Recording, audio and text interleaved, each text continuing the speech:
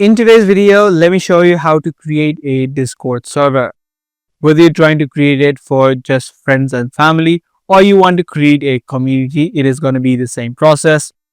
Once you've been logged into your Discord account, you'll see this plus icon on the left hand side. You just need to click on this plus icon. You can either start from scratch or you can also start from templates.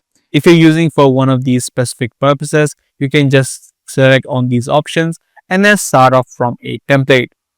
If not, you can also create your own and start off scratch. Click on the create my own option and then select if it is for you or your friends or it is for a club or a community. And then you need to name this server. You can also add in a profile picture and then click on create. And there you go, your server now just has been created. In this section, you can now add in different rules, different bots, and responsibilities as well. If you're trying to create a community out of the server, you must create different rules so that the members can follow. So that's how you create a server inside of Discord. Do give this video a thumbs up and also make sure to subscribe if you guys are interested in more future videos just like this.